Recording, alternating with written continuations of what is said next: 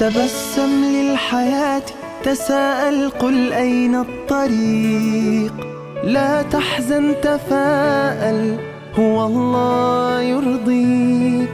تبسم للحياة، تساءل قل أين الطريق، لا تحزن تفاءل هو الله يرضيك. توكل على الله يهديك النجاح، لا ترجو سواه، حي على الفلاح. توكل على الله يهديك النجاح، لا ترجو سواه، حي على الفلاح. هيا هيا إلى الله، هيا هيا. Assalamualaikum warahmatullahi wabarakatuh. Waalaikumsalam warahmatullahi wabarakatuh. Alhamdulillahilladzi amarna bis-sidqi wal amanah wa nahana 'anil kidbi wal khiyanah. Asyhadu an la ilaha illallah wa asyhadu anna Muhammadan 'abduhu wa rasuluh sallallahu alaihi wasallam. Bapak dan Ibu jamaah subuh, pada pertemuan kita yang lalu saya belum sempat lebih membangun hubungan lebih dekat dengan Bapak dan Ibu. Maka kali ini saya awali dari peninggalan orang tua, satu yang tidak akan pernah berubah, yaitu nama. Kalau yang ditinggalkan itu harta mungkinlah berubah. Kalau yang ditinggalkan itu berupa rumah mungkinlah melelang. Tapi satu yang diberikan oleh Allah kepada seorang ayah, yaitu wayu sama namanya. Nanti kalau perempuan itu waktu mungkah. Jadi tugas orang tua itu satu, memberi nama. Jadi saya pernah sana nantinya pakai nama itu dijadikan bully oleh teman-temannya. Tidak usah aku sampai namanya Pak, tapi kurang nyaman dia pakai nama. Saya beritahu kepadanya, satu-satunya peninggalan orang tua yang Allah pun nanti di dalam surga, di akhirat akan menyebut itu pula, yaitu nama. Nama saya Anwar. Jika tadi disebut Muhammad Syarkawi, makanya kita rolak dulu. Ya Pak ya, Anwar itu bahasa Arab, bentuk jamak dari nur. Nur apa artinya Pak? Bercahaya. Kalau Anwar, bercahaya-cahaya kayak gitu tuh. Jadi dari jauh saja Allah tampaknya dia sebuah cahaya. Entah apa tujuan orang tua, tapi tentu saja itu bagus karena bercahaya-cahaya. Kadang orang dulu memberi nama itu aneh. Dulu datang ke Buya, alhamdulillah Allah Maha Pagi ya Buya. Atua, ayo lagi Yesus Buya. Kalau lagi Yesus Buya, ada Buya dulu. Dibukanya saja mushaf Quran pada halaman tertentu ditunjuknya. Aku ada nama ini. Ada yang tertunjuk bapak dan ibu dalam Al-Quran sebuah kata Sailal Arimi. Apa itu artinya Sailal Arimi? Banjir besar. Jadi sekarang mananya banjir kadang. Ada pula yang tertunjuk Zulman. Tahu apa itu arti Zulman? Dari kata-kata zolim. Zulman artinya penganiayaan. Itu dulu cara orang memberi nama. Karena itu sekarang kita lihat ada orang yang malah tidak tahu arti nama. Nama anak Frederick, Furlah Frederick Bapak. Alex. Bayangkan Bapak. Maka kita lihat nama-nama dulu, nama-nama yang berasal dari nama-nama Islami, nama-nama yang ada maknanya. Jadi ini sekedar untuk menambahkan apa tadi karena saya disebut bukan itu. Jadi saya memperkenalkan diri, nama saya Anwar. Orang tua saya namanya Syarkawi. Maka tertulislah di ijazah Anwar Syarkawi. Kamu tambah Bu informasinya? Apa saya Bu? Saya secara adat bergelar Malim Mudo. Itu gelar semando. Kalau gelar ninin mamanya Datuk Rajo Labih. Ya, sukunya lah. Ada usaha Bu. Asal suku awak mah. Alhamdulillahirabbil alamin. Sampai situ sudah Pak. Bapak dan Ibu kita bersyukur kepada Allah. Jadi kok tamu Bapak Ibu curang bantu Ibu namanya Anwar Syarkawi. Ya, sehari-hari di Fakultas Dakwah Universitas Islam Negeri Imam Bonjol Padang. Bapak dan Ibu kita bersyukur kepada Allah. Pagi ini kita bertemu kembali dalam rangka tazkirah, mengingat diri. Ya dah. Karena salah satu dari yang berat itu mengingat diri. Apa yang berat itu mengingat diri. Dan mudah bagi aku. Kalau dan balik mengingat diri dan mudah. Mengayo bagi aku. Bagi aku juga. Coba pikir dan susah mengingat diri, yang mudah mengingat orang. Boleh kan? Marilah kita berusaha untuk banyak-banyak mengingat diri. Bapak-bapak dan ibu-ibu, ada pertanyaan umum. Pertanyaan ini sering kita lontarkan kepada orang di sekitar kita. Kaba'alaiku nagaribo. Nah, itu pertanyaan umum. Tidak Bu?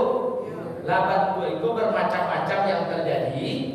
Bermacam-macam lah. Ekonomi, politik, sosial, budaya, perkembangan masyarakat segala macam. Terakhir pertanyaan besarnya, kabantu alaikum. Betul tak Pak? Karena perubahan dari dulu terlalu jauh. Terlalu jauh sehingga kita khawatir nyasar. Nyasar itu kalau bahasa yang penjualnya po. Kamalah kapain itu Pak. Itu pertanyaan besar. Maka ini akan kita jawab pagi ini. Kalau tidak tahu jawabannya, tambah ragu kita. Nah, karena itu jawaban dari pertanyaan besar, kemanakah arah dunia ini? Kalau kita tahu arahnya, setidak-tidaknya kita tahu apa yang harus kita siapkan. Itu masalah. Maka Bapak dan Ibu, kejadian seperti ini di dalam bahasa agama disebut dengan al-fitnah al-kubra. Al-fitnah. Mungkin Bapak Ibu sering mendengar kata fitnah. Tapi mungkin makna fitnah yang kita pahami selama ini, seseorang memfitnah orang. Kan gitu ya? Seseorang menjatuhkan kehormatan orang, merugikan orang lain. Kita fitnah saja. Tapi fitnah dalam arti agama, ini ada sebuah buku ditulis namanya Al-Fitnah Al-Kubra. Apa itu? Cobaan paling besar. Bapak-bapak dan ibu, dalam peristiwa sejarah Islam, peristiwa yang disebut dengan ujian paling besar itu yaitu pada masa Ali bin Abi Thalib. Pada masa Ali disebut masa paling berat dari kepemimpinan Rasulullah, Abu Bakar, Umar, Utsman, Ali. Kayak gitu yang sering kita kenal ya. Yang empat itu khalifah pengganti Rasul. Sampai suatu kali Ali sedang berpidato, ada yang bertanya, "Ya khalifah, wahai pemimpin, engkau sering menyebut kelebihan-kelebihan daripada sahabatmu, kelebihan-kelebihan yang luar biasa yaitu Rasulullah. Kami tidak bertemu dengannya, tapi kau sering menyebut kehebatan Rasulullah Muhammad SAW. Rasul itu begini, Muhammad itu begini." Diceritakanlah dalam sebuah kitab namanya Kitabul Balaghah Ali. Ali menyampaikan kehebatan-kehebatan Nabi. Tapi apa kata sahabat, kata orang yang hadir? Kau ceritakan semua itu, tapi faktanya hari ini kacau balau. Nah itu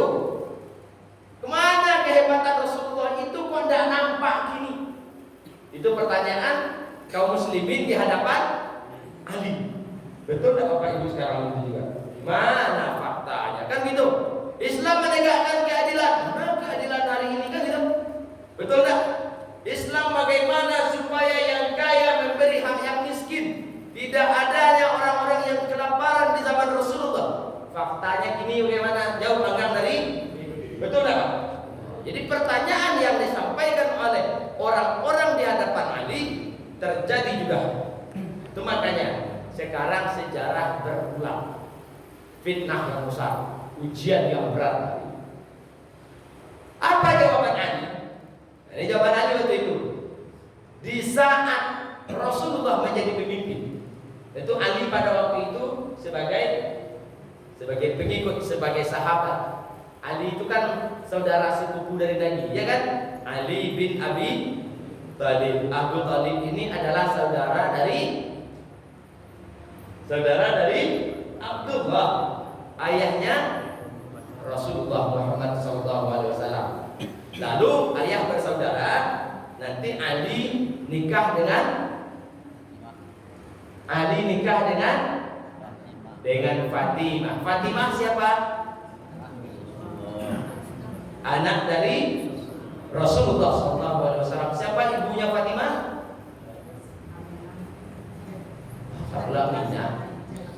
Khadijah binti Khuwailid. Ya, jadi menantu sekaligus anak paman dari Rasulullah. Sewaktu Rasulullah memimpin kami, sewaktu Rasulullah menjadi khalifah, sewaktu beliau memimpin kita semua, beliau meninggalkan umat seperti saya kualitasnya. Tapi di saat saya memimpin, seperti kalianlah kualitasnya. Itu jawabannya. Ternyata terjadi penurunan kualitas umat di hadapan Ali pada waktu itu, sehingga situasi tidak seperti zaman Rasulullah. Jadi ternyata bagus atau tidaknya umat bukan kualitas pemimpin saja, kualitas umat juga menentukan bagus atau tidaknya pada waktu itu. Sekarang Bapak dan Ibu, terjadilah apa yang di zaman Ali dulu, hari ini kita rasakan. Kedua-duanya malah lebih parah. Kualitas umatnya rendah, kualitas pemimpinnya rendah juga. Itu yang terjadi sekarang. Lumayan di zaman Ali, pemimpinnya hebat, umatnya mulai menurun. Zaman sekarang kedua-duanya terjadi. Umatnya rendah kualitasnya, pemimpinnya rendah pula kualitasnya. Iya enggak? Kalau lagi dia sama nggak kuat. Tidak, aku kita sebagai warga kita memahami. Ya luar biasa. Tentu ada yang baik, tapi banyak yang buruk. Pemimpin kita ada yang baik, tapi banyak yang dia terjadi berbalik. Sekarang apa akarnya? Supaya tidak berkelanjutan, tidak berkepanjangan seperti itu. Kondisi seperti itu pada titik tertentu kurang lebih 700 tahun sesudah Rasul. Itu umat Islam menanjak, hebat Islam. Belum ada apa-apanya Eropa. Tapi sampai pada kurang lebih abad ke-12 Masehi, kita mengetahui Islam hancur. Di saat itulah lahir seorang tokoh yang Bapak Ibu mungkin pernah mengenal namanya. Namanya adalah Muhammad Al-Ghazali, atau dikenal dengan Imam Al-Ghazali. Melahirkan sebuah buku, bukunya banyak, tapi satu di antaranya Ihya Ulumuddin. Jadi Imam Al-Ghazali itu punya 3 ilmu yang luar biasa. Waktu dia sebelum umur 30, dia itu dikenal seorang ahli filsafat, mengkaji sesuatu mendalam. Kemudian perkembangan berikutnya dia menjadi ahli fikih. Banyak buku-bukunya tentang bagaimana cara kita beragama. Terakhir dia menjadi ahli tasawuf. Lahirlah karyanya yang sangat hebat, banyak di toko buku. Ihya Ulumuddin. Apa itu artinya Ihya Ulumuddin? Menghidupkan kembali yang sudah mati. Apa itu? Ilmu agama. Itu yang mati. Kenapa umat hancur? Kenapa umat mundur? Kata Imam Al-Ghazali, matinya ilmu agama. Maka tema sekarang, obat dari kondisi sekarang menghidupkan kembali ilmu agama. Maka Bapak dan Ibu beliau uraikan di situ. Kenapa umat rusak? Karena ada orang yang tidak mengerti ilmu apa yang wajib dia ketahui. Anak kita sekolah, kita pernah sekolah, kita pernah mungkin ada yang di madrasah, ada pondok pesantren, ada di bermacam sekolah. Pernah nggak kita bertanya, apa yang wajib bagi seorang muslim? Ilmu yang dipelajari. Kalau tidak tahu kita apa yang wajib, ini kan beresiko. Jadi ternyata dalam berbagai ayat Imam Al-Ghazali memetakan bahwa ada ilmu yang wajib dipelajari, ada ilmu yang sunnah dipelajari, ada ilmu yang mubah, ada pula ilmu yang makruh dipelajari, ada yang malah haram ilmu itu dipelajari. Ayo, mari kita sedikit kupas ini pada pagi ini supaya nanti kita meninggalkan dunia ini setidak-tidaknya tidak dituntut oleh Allah nanti. Udah belajar ilmu yang harus kau pelajari. Kira begitu.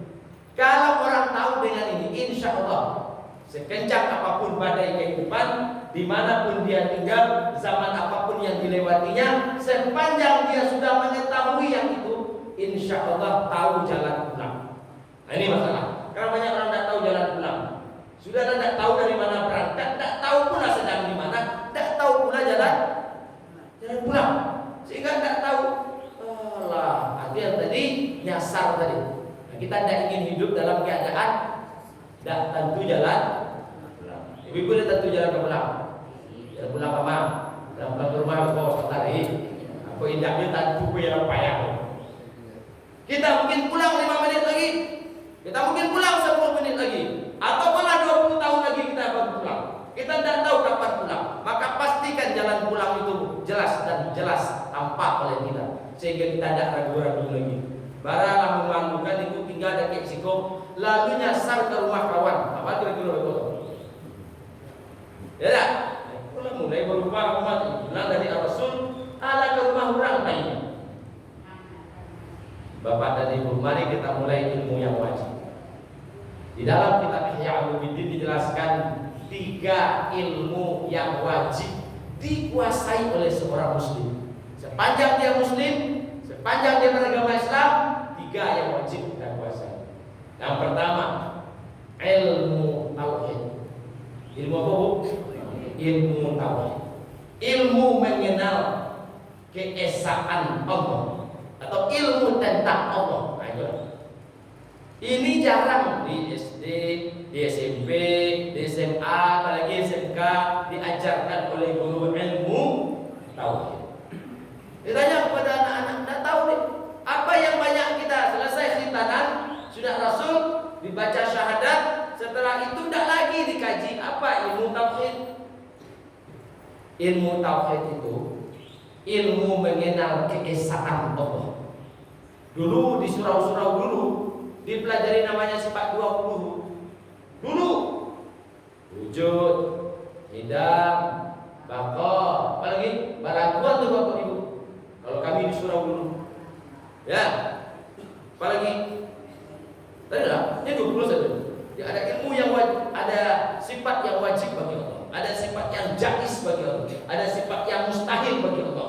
Itu dipelajari dulu. Kini banyak tak tahu anak-anak, sehingga tidak tahu Allah itu wajib wujud. Bagaimana wujudnya Allah itu dipelajari.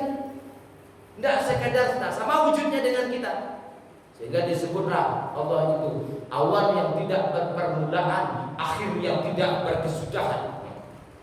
Awalnya tidak berpermulaan, akhirnya tidak berkesudahan. Apa itu? Diajarkan itu sampai kemudian Allah itu laisa kamitslihi syai', tidak sama dengan yang lain. Maka siapa yang menggambarkan, membayangkan bagaimana adanya Allah, berarti dia tidak tahu dengan Allah. Dia tidak boleh dibayang-bayangkan karena tidak mungkin akal manusia.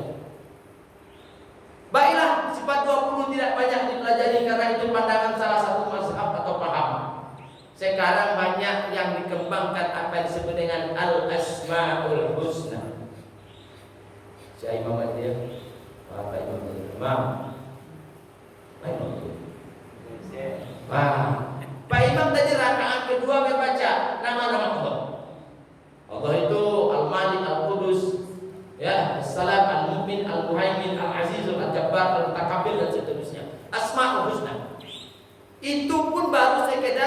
di zaman wali kota kita yang lalu lomba Asmaul Husna, hadiahnya sekian. Tapi lumayan mulai orang kenal pada zaman itu 2006, 2007 wali kota yang lalu, ya dah. Dan diteruskan kemudian. Tapi sampai situ saja baru sekedar mengenal, ya dah. Padahal itu penting dipelajari juga. Kenapa? Goyah tauhid. Lawannya Bapak Ibu tauhid apa? Syirik lawan. Sekarang banyak ada perdukunan, banyak ada klinik, banyak ada mistik. Banyak tak? Banyak. Dan bertambah kurang Bapak Ibu. Jadi sejak dari Musa alaihissalam yang memerangi musyrik sampai hari ini tidak bertambah kurang. Perdukunan bertambah banyak, mistik bertambah banyak. Dulu sekedar mencari kehidupan Pak. Para ngadai, kira begitu. Untuk ekonomi, persaingan mencari jodoh, kini lebih parah persaingan mencari jabatan. Nah, jadi untuk jadi anggota dewan kalau tidak dukun tidak menang Pak. Itu sama, nah itu Pak. Ya bu, kok kamu tunjuk orang jadi bahasa buik namo jadi siapa tu Pak Ustaz boleh. Kecuali Bapak Ibu penegak hukum saya berikan jawaban. Tapi kalau dia ceramah tidak mungkin. Jadi calon pejabat wali kota, bupati, gubernur kalau tidak pakai dukun, jangan boleh. Serius ini. Jadi lebih hebat lagi sekarang penggunaan dukun pada hari ini. Pasarnya tinggi, bisnisnya lumayan sukses dukun-dukun hari ini. Atau berpuluh-puluh dan beratus-ratus untuk jadi bukan untuk konstituen saja uang sekarang, untuk membayar dukun. Iya Pak. Sekarang berkembang musyrik luar biasa. Kenapa? Tauhid tidak mantap di hati. Tinggi dah angka pembunuhan, angka bunuh diri akhir-akhir ini dibanding masa-masa yang lalu. Banyak. Akarnya apa? Tauhid. Kenapa akarnya tauhid? Orang lupa bahwa hak mencabut nyawa cuma hak Allah. Kini dia cabut nyawanya sendiri. Maka dampak dari rusaknya tauhid bukan hanya persoalan kehidupan, tapi tidak ada izin masuk neraka. Tidak ada izin masuk surga. Itu resiko. Karena dosa syirik sepanjang tidak ada mohon ampun kepada Allah, jangan harap masuk surga. Itu jaminan dari Al-Quran. Maka di saat Ibrahim bermohon kepada Allah agar diampuni dosa ayahnya Azar, Allah menolak doa Ibrahim. Kenapa? Karena kalau bukan permintaan ayahnya, maka tidak diterima doa anak mohon ampun agar Allah mengampuni dosa seseorang. Khusus ini. Jadi kalau kita punya ayah, punya ibu, punya seseorang di dekat kita, kita mohonkan ya Allah, ampunilah dosanya ya Allah. Tapi dia tidak minta ampun gara-gara syirik ini, maka tidak diampuni oleh Allah. Kecuali dia yang mohon ampun. Begitu syirik. Jadi yang pertama apa? Ilmu yang wajib. Ilmu. Cobalah tanya sama anak-anak kita. Apa makna syahadat? Kalau arti syahadat banyak yang tahu. Asyhadu an la ilaha illallah wa asyhadu anna Muhammadar Rasulullah. Itu banyak yang tahu artinya itu. Aku bersaksi tiada Tuhan kecuali Allah dan aku bersaksi bahwa Muhammad utusan Allah. Coba tanya lebih lanjut. Apa itu aku bersaksi tiada Tuhan selain Allah? Apa maksud? Banyak yang tak paham. Tentu kalau diurai dalam kesempatan ini, itu saja tidak akan selesai 3 kali pertemuan. Makna la ilaha illallah itu saja. Apa itu la ilaha? Tiada ilah, tiada Tuhan. Yang Tuhan itu apa? Itu diurai itu minimal 5 bagian. Baru kemudian tertanam di hati. Oh, jadi Allah itu begitu. Maka tentu luas kajian. Sekarang kurikulum sanawiyah, kurikulum aliyah, kurikulum madrasah itu pun tidak membahas dengan dalam Bapak Ibu. Jadi jangan berharap kepada anak-anak madrasah pula. Oh, kalau anak-anak madrasah dalam paham tauhid. Tidak juga. Karena silabus kita sekarang sedangkal mungkin. Nah, itu yang terjadi. Apalagi ada isu kabarnya kurikulum pendidikan agama akan ikut dihilangkan. Kan gitu. Kita lihat di media massa seperti itu, di media sosial. Jadi pertama sekarang kita perlu memperdalam tauhid. Saya berharap dari ustaz-ustaz kita yang ada itu fokuskan ini Ustaz khusus mendalami tauhid. Kalau tidak Bapak Ibu nyasar, sasik jalan pulang, tidak tahu kita. Nah, tolonglah, silakan pengurus jadilah Ustaz yang mendalami tauhid sehingga memang sesuai dengan akidah Islam yang benar. Bapak Ibu pernah mendengar adanya kelompok Syiah? Pernah dengar? Itu salah satu karena tidak mantapnya tauhid. Ada tidak sekarang berkembang kita kenal komunis gaya baru? Itu gara-gara tauhid tidak duduk. Banyak ada terjadi sekarang penyimpangan perilaku karena tauhid tidak duduk. Apa hubungan korupsi dengan Islam? Tauhid tidak duduk dalam pahamnya. Itu masalahnya. Jadi karena itu perlu kajian tauhid. Yang kedua, yang wajib bagi seorang muslim menuntut ilmu. Tadi pertama ilmu tauhid. Yang kedua yang wajib bagi seorang muslim menuntut ilmu adalah ilmu syariah. Ilmu syariah. Apa itu syariah? Yaitu ajaran Allah dalam Al-Quran dan Sunnah. Di dalam Al-Quran dan Sunnah itu tertulis perintah wajib puasa, perintah sholat, perintah zakat, perintah menutup aurat, perintah bangun rumah tangga. Semuanya itu disebut dengan syariah. Apa itu syariah? Jalan besar. Kalau di Jogja itu namanya Jalan Malioboro. Kalau di kota Jakarta namanya Jalan Sudirman Tamrin namanya. Jalan utama menempuh hubungan dengan Allah. Kalau ingin mengenal bagaimana cara beribadah yang benar, maka jalankan syariat. Syariah kalau bahasa lain atau syariat. Memahami syariat itu para ulama berbeda-beda. Lahirlah perbedaan cara memahami syariat. Lahirlah yang disebut dengan fiqih. Di fiqih itu artinya pemahaman. Pemahaman apa? Memahami syariat.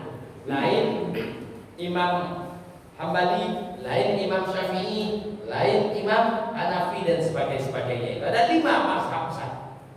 Itu cara memahami syariatnya. Maka para ulama menyusunnya. Ini yang wajib, ini yang sunnah, ini yang mubah, ini yang makruh, ini yang haram, ini begini. Itu kita kenal dengan fiqih. Sekarang Bapak Ibu jarang orang membedahnya satu-satu.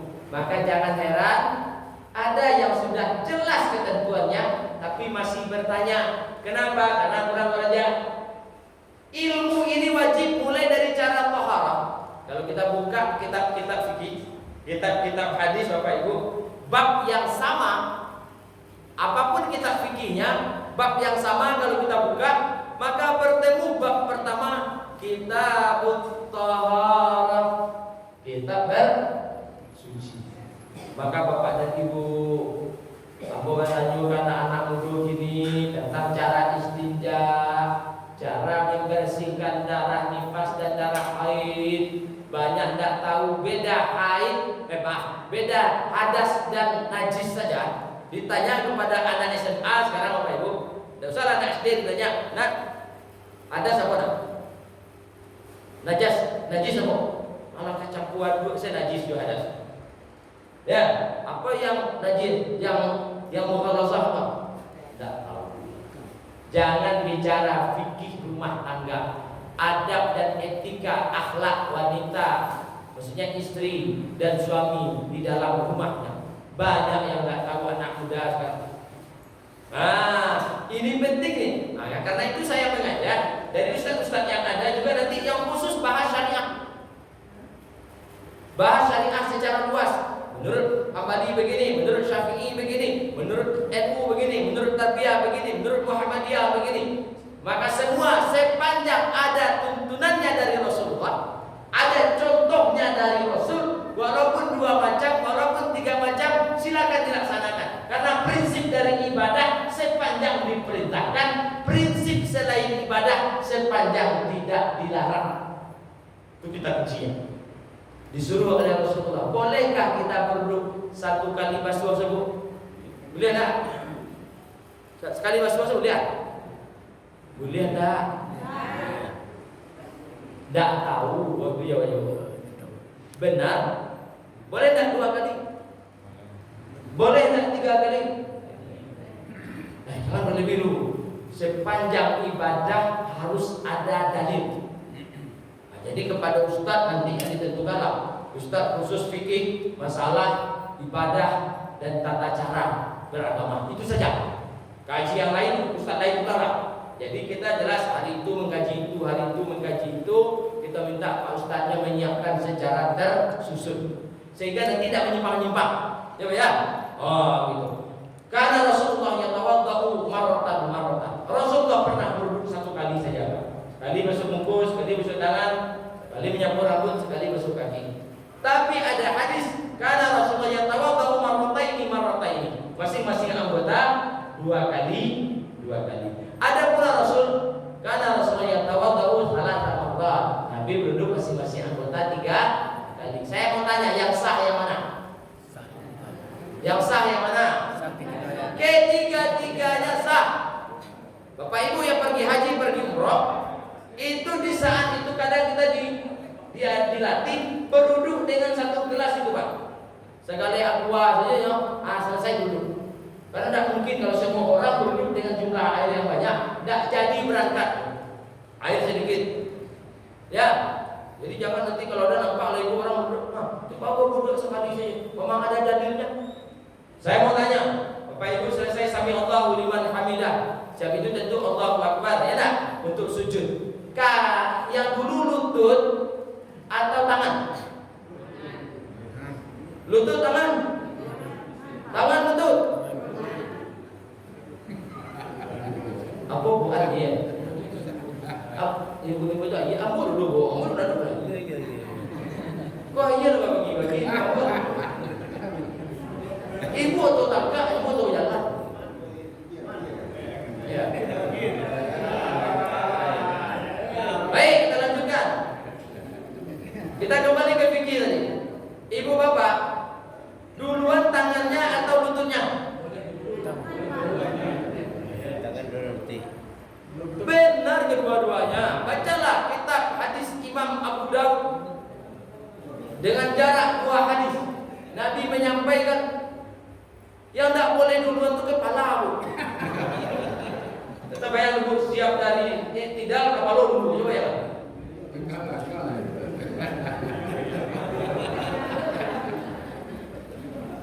Ini contoh. Karena kita cuma tahu satu jalan, kita katakan jalan lain salah. Itu maksud saya. Maka marilah kita beragama dengan ilmu. Nah, makanya perlu ilmu tadi. Ilmu apa tadi? Ilmu syar'i. Oh jangan, ikutnya dan lain tak. Kenapa? Kalau itu nak tahu selama. Maka apa gunanya majlis ilmu seperti ini? Supaya kalau ada sampai kabeh pinggangnya nampaknya. Saudara salah pokok bertengkar hal-hal yang tak penting mengerti. Ternyata ada dalil sepanjang ibadah itu dicontohkan oleh Rasul. Ada contoh. Ini kan Masjid Al-Rasul. Nanti kalau ada yang berbeda atau yang bodoh, Pak, pada ada contohnya. Ya tak? Contoh. Ya. Baik. Kita lanjutkan. Ilmu yang kedua apa yang wajib? Ilmu syar'i. Yang pertama yang wajib tadi ilmu tauhid. Yang kedua ilmu syariah. Ini wajib. Asal muslim pelajari, dalami, pahami sampai kemudian mengamalkannya dengan benar. Maka kita lapang alam. Yang ketiga, dia 3 ilmu yang wajib. Yang ketiga yang wajib didalami sampai menjadikan pakaian hidup. Namanya kalau secara ilmu namanya ilmu tasawuf. Ilmu apa? Ilmu tasawuf. Ilmu membersihkan diri. Ilmu bagaimana menjadi orang yang diterima Allah dalam keadaan bersih pula. Allah sedang mulai dari dunia sampai ke akhirat. Bukan hanya di akhirat Allah menghitung. Sama dengan guru Bapak Ibu. Guru yang hebat, dosen yang hebat, itu tidak menilai mahasiswa dari lembaran ujian saja. Belum lagi anak ini ujian, masih dalam lokal. Guru yang hebat itu sudah tahu, gua anak santian. Kalau ujian, tapi kalau nanti tamat paling tinggi nilai, malah diduga oleh dosen. Betul tak? Nah, mesti kadang mungkin ada ibu-ibu yang jadi guru, jadi pengajar. Aku anak, kau dari ketek kalau mancing ala ketek itu aja. Betul tak Pak? Belum ujian itu, Allah begitu pula melihat kita. Orang ini orang soleh, orang baik, pada masih hidup.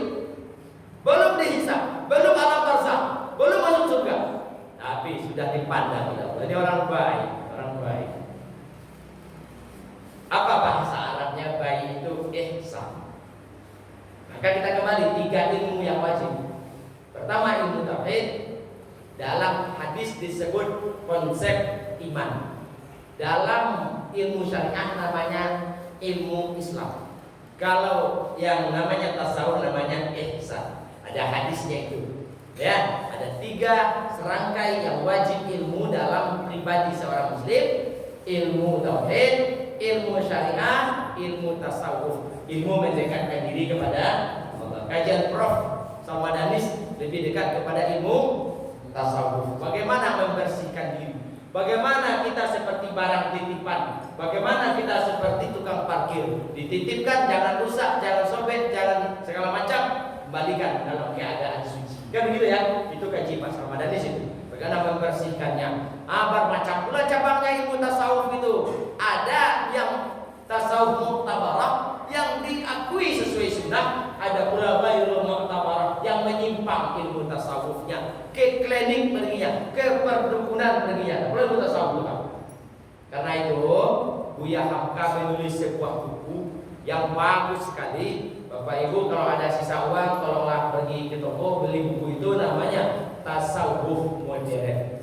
Jadi waktu Buya Hamka 2 tahun 4 bulan di dalam LP di Sukabumi, Jawa Barat oleh pemerintahan Soekarno, maka di saat itu masuklah seorang albojo membentak-bentak Buya Hamka, tolong Buya, mengaku saja Buya, kau anti-anti PKI dan seterusnya dan seterusnya. Bayangkan ulama kita yang sangat kita hormati, sangat jauh dari dunia komunis itu, disuruh mengaku sebagai tokoh komunis, penghancur propaganda pemerintah. Itu yang disampaikan kepada Buya. Pergi dia, panik dia. Ampun tak pernah, ampun tak ada sama sekali. Kini yang dituding melakukan yang tidak terjadi. Jadi dia ada silet, ada silet. Apa nama dia? Mati semua gini bah, yang mau dia silet mau potong dari tadi bah. Daripada menanggung fitnah bantu itu, dituding macam-macam oleh Soekarno, rancak mati lagi. Tapi kemudian terpikir akan heboh pertama dunia. Buya Hamka bunuh diri di lembaga pemasyarakatan. Laima Buya, karena gitu. Ya Buya, Buya bunuh diri, apa lewat dan biasa. Betul gitu. Yang kedua di sisi Allah, Allah akan menyaksikan perbuatan. Akhirnya dibiarkannya silet, dibuka jalan tulisannya sendiri berjudul bukunya Tasawuf Modern. Maka diobatnya hatinya dengan bukunya. Alah boleh ibu membaca. Alah ibu mendengar judul bukunya. Lucu naik. Tapi dalam sawi tadi. Tasawuf. Ibu kalau dapat jalan air itu lupa tadi. Baru air boleh kalau cepat tiba. Ya ya. Nah, karena itu perlu dibaca buku Tasawuf Modern. Ya Bu ya. Jadi di situlah banyak judul-judul yang menarik, senang hati. Salah satu judulnya adalah Kun Sa'idan. Apa artinya bahasa Jawanya? Senangkanlah hati. Jika engkau dipuji, engkau mulia, engkau mantan pejabat dan dihormati orang di mana-mana, banyak murid-muridmu. Saya bertemu dengan seorang dosen STPDN, dosen Sekolah Tinggi Pemerintahan Dalam Negeri, STPDN. Dulu namanya IPDN. Ya dah, lalu pecah 5, kasus di Jatinangor dulu pembunuhan, pecah 5, tinggal yang di Baso yang di sini. Itu murid-muridnya seluruh wali kota, seluruh camat, seluruh bupati, kan gitu tuh. Itu kan sekolah camat tuh, STTP namanya, kan gitu. Maka karena anak buahnya semua di mana saja dia orang hebat. Di kantor lurah, kantor camat, kantor wali kota, anak buahnya semua. Apa tiba kan dosen se-Indonesia. Bapak Ibu, kata Buya, enggak senang. Tapi kalau engkau cuma si batu tai, itu batu tai, jadi apa pun tak do, jadi garis pesaji tidak, jadi pesuruh RW RT tidak, pokoknya si batu tai benar. Tak do loh, dia orang tak menyapu, kemudian orang tak main bau, jadi apa aja tak do loh. Senangkanlah hatimu. Jika kau dicela oleh orang, kau dihina oleh orang, kau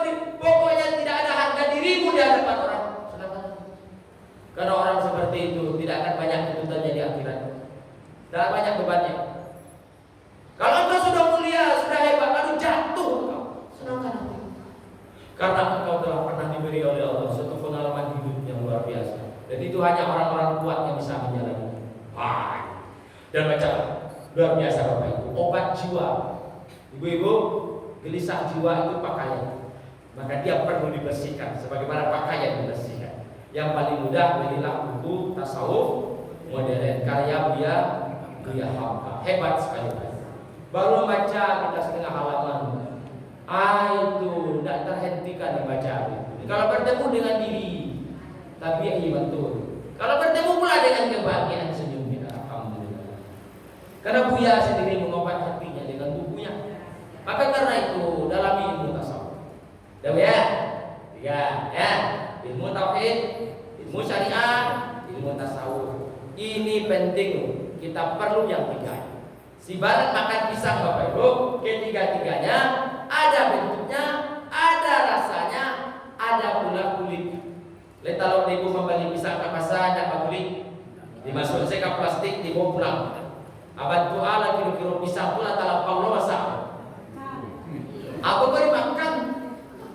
Atau beli durian hidup plastik pulang? Abad tua tu perlu ada bentuknya. Syariah itu perlu syiarnya perlu. Tapi juga perlu rasa. Pernah ibu mencoba makan durian lembah, bentuknya rancak, baunya kering. Berapa kali durian itu ya setiap Pak. Kalau bayi awak kata pakai durian itu Pak, yo pada harum saja. Bodohnya dan membagi, aku bodohnya dan membagi Pak. Apa cium kulitnya? Yo ronda, iyo lah Pak pilihan durian sih gua masalah. Ada orang pilih, tiok dan bapak tu baju. Padahal dia tak ngerti.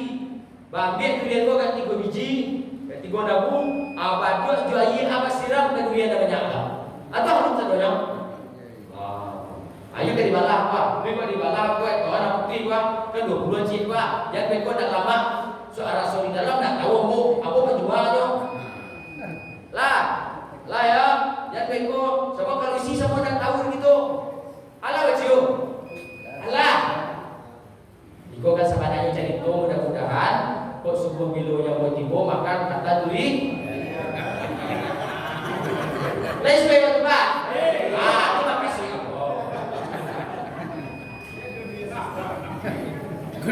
Benar ibu-ibu di sini Tentu dah setuju kok. Bau sedepek dah kok. Bapak Ibu lanjut dulu. Lanjut lagi dulu. Itu ilmu yang wajib. Tolong karena diri, tolong karena anak, tolong karena suami, tolong karena cucu. Jangan sampai meninggal dunia. Yang tiga ini tidak kokoh dalam diri.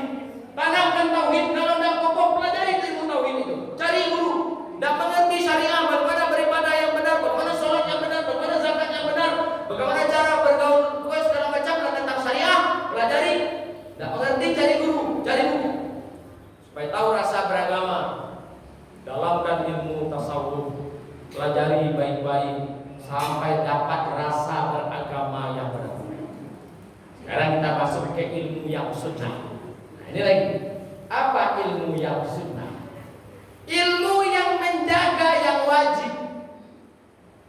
Ilmu yang menjaga yang kalau rusak yang wajib oleh ilmu itu, maka ilmu itu ditolak. Apa contoh? Ya, ilmu yang tak boleh. Ilmu sihir. Bisakah dipelajari cara pukul segala macam?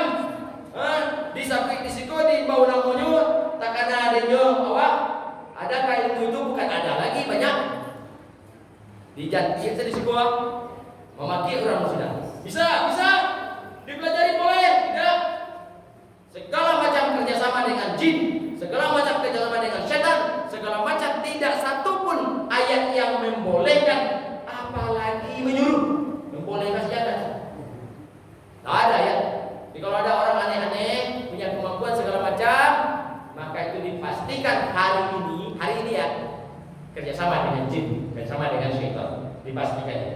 Beda kalau dulu ada acara seruan amal, di mana ada orang yang mampu memindahkan istana singgasana Raja Balqis dari negeri Sabah Yaman, pindah dia ke Yerusalem atas izin Allah di hadapan Sulaiman alaihissalam. Bukan Sulaiman yang memindahkan kecala ya.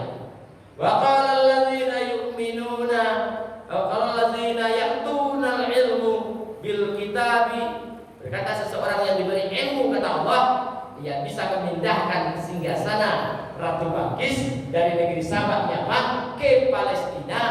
sebelum engkau mengerdipkan matamu. Sementara jin ifrit di ayat di atas menyatakan dia bisa memindahkan itu sebelum Sulaiman berdiri dari tempat duduknya. Jadi Sulaiman mungkin sampai sore duduk di situ, tapi orang yang diberi kemampuan oleh Allah dalam sekejap mata bisa memindahkan. Tapi zaman sekarang susah mencari orang sesoleh itu. Karena itu kalau hari ini ada orang aneh-aneh, ya kalau tidak sulap, keterampilan, trik-trik, kalau tidak bersama dengan saya. Nah itu. Maka kalau ada orang seperti itu jangan kagum, jangan kaget, jangan heran. Harus yang umrah hebat segala macam lah. Bila orang tak upin situ tidak tanggung-tanggung, oh aja itu. Ya, Bapak Ibu, kalau orang sudah sakit dimanapun tempatnya, berapapun biayanya, bagaimanapun caranya, dia akan lakukan. Yang penting sehat, itu tidak apa. Hati-hati. Nah, karena itu maka jangan kemudian rusak iman kita gara-gara kita masuk dunia ini. Apa ilmu yang sunnah? Ilmu yang mendukung yang tiga. Kalau yang merusaknya tidak boleh. Apa contohnya? Supaya kokoh tauhid, supaya kokoh syariah, supaya kita bisa memiliki tasawuf, belajar. Maka menuntut ilmu itu ilmu yang disunnahkan. Karena mendukung di situ. Apalagi kalau untuk sholat butuh tenaga, untuk berdiri butuh tenaga, untuk duduk, untuk pergi haji, untuk berzakat, maka semuanya itu membutuhkan ekonomi, membutuhkan kemampuan. Maka ilmu ekonomi sunnah pun orang-orang coba apa di masa jinjau lain. Ayo nanti zuhur dari sejak jam 7 kawan nanti zuhur. Pada sawal we cara jawabannya, maka disunnahkan. Apa ilmu yang jais? Ilmu yang boleh, artinya boleh dipelajari, boleh tidak. Kami pula ilmu yang terkait dengan kesenangan, dengan syarat tidak bertentangan dengan wajib dan sunnah. Apa contoh? Contoh ya, yang sunnah itu bermusik. Ya dah, pasal 2. Pasal 2 berapa? Berapa kasih yang berapa? Dia lupa pak sikola tak lupa. Betul tak? Biola. Dia orang posisinya biarkan letak saja kaki pak.